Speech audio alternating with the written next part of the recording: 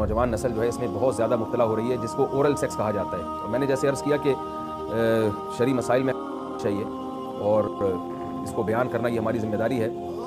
یہ چیز بھی انگریزی فلموں سے اور فحش فلموں سے ہماری نئی نسل میں بہت تیزی سے سرایت کر رہی ہے، اور لوگ اس بارے میں علماء سے بہت زیادہ مسائل پوچھتے ہیں، خواتین بھی پوچھتی ہیں جو اس میں مبتلا ہیں. تو اس کا بھی مسئلہ یاد رکھیں کہ اللہ تعالیٰ نے حالت حیض میں زوجہ سے ہم بستری کو حرام قرار دیا کیونکہ اس میں گندگی ہے.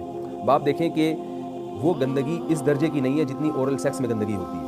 اگر اس میں ڈسچارج ہو جائے بندہ، انسان جو بستری کرنے والا ہے زوجہ سے، وہ منہ میں ڈسچارج ہو جائے تو آپ سوچیں کہ اللہ تعالیٰ شرمگاہ کو گندگی سے بچا رہے ہیں، جس کی وجہ سے حیض کی حالت میں ہم بستری کو حرام قرار دیا. تو منہ جس سے انسان کھانا کھاتا ہے، جس سے کلمہ پڑتا ہے، اور جو انسان کے جسم میں سب سے اشرف عضو ہے، سب سے زیادہ معزز اور مکرم عضو ہے، اس میں ایسی گندگی کو ڈالنا کہاں سے جائز ہو سکتا ہے، کہاں سے حلال ہو سکتا ہے؟ تو آج بعض متجدد قسم کے لوگ جو ہے نا اس کو حلال قرار دے رہے ہیں، تو یہ بالکل غلط ہے.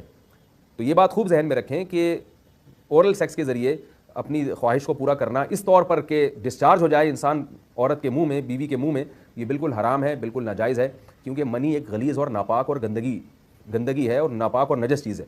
بعض حضرات یہ کہتے ہیں کہ منی پاک ہے، مگر یاد رکھیں منی کے پاک ہونے کے دلائل مضبوط نہیں ہیں، منی کے ناپاک ہونے کے دلائل بہت مضبوط ہیں. سب سے پہلی دلیل قرآن مجید میں آتا ہے الم نخلقکم من ماء مہین، ہم نے تمہیں غلیظ اور پلید پانی سے پیدا کیا، ذلیل پانی سے پیدا کیا ہے. تو اس میں بھی اشارہ ہے کہ منی ناپاک چیز ہے. دوسری بات یہ کہ حدیث میں آتا ہے کہ کنت افرق المنی من ثوب رسول اللہ صلی اللہ علیہ وسلم ثم یصلی فیہ. حضرت عائشہ رضی اللہ تعالیٰ عنہ فرماتی ہیں کہ رسول اللہ صلی اللہ علیہ وسلم کے کپڑوں پر اگر منی لگی ہوتی تھی، صحیح بخاری کی حدیث میں، اس کو کھرچ کے صاف کرتی تھی، پھر آپ صلی اللہ علیہ وسلم اس میں نماز پڑھا کرتے تھے. اب بعض حضرات نے یہاں سے استدلال کیا ہے کہ منی اگر ناپاک ہوتی تو حضرت عائشہ اس کو دھوتی، کھرچ کے صاف کرنا اس کی علامت ہے کہ منی پاک ہے. لیکن یہ بات غلط ہے. اگر منی پاک ہوتی تو حضرت عائشہ کو کھرچنے کی ضرورت نہیں تھی.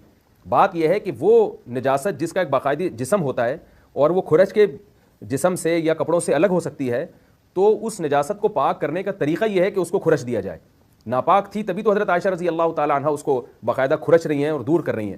اور گیلی منی کو نبی، یہ ثابت ہے کہ حضرت عائشہ رضی اللہ تعالیٰ عنہ آپ صلی اللہ علیہ وسلم کے کپڑوں سے دھویا کرتی تھیں اور آپ صلی اللہ علیہ وسلم اس میں نماز پڑھا کرتے تھے. حضرت عمر رضی اللہ تعالیٰ عنہ کے دور میں کسی شخص کو احتلام ہوا تو اس نے اپنے پورے جو ہے نا وہ کپڑے دھوئے، تو حضرت عمر نے اس کو منع کیا، فرمایا کہ اتنا کافی تھا کہ اس جگہ کو تم دھو لیتے. تو اس میں بھی حضرت عمر اس کو باقاعدہ دھونے کا حکم دے رہے ہیں. کسی بھی صحابی نے اعتراض نہیں کیا کہ یا امیر المومنین آپ ان کو دھونے کا حکم کیوں دے رہے ہیں، منی تو پاک ہے. تو منی کے جو ناپاک ہونے کے دلائل ہیں وہ بہت مضبوط ہیں. باقی اس کو جو کھرچنے کا حکم ہے وہ اس لیے کہ منی کے پاک جو اگر خشک ہو جائے تو وہ کھرچ کے بھی پاک ہو جاتی ہے، اس کو پھر دھونا ضروری نہیں ہوتا. اس کی مثال ایسے جیسے حدیث میں آتا ہے، صحابہ کرام فرماتے ہیں کہ ہمارے تلواروں میں دشمن کا خون لگا ہوتا تھا تو ہم اس کو زمین پہ اچھی طرح رگڑ کے اسی کو لٹکا کے نماز پڑھتے تھے.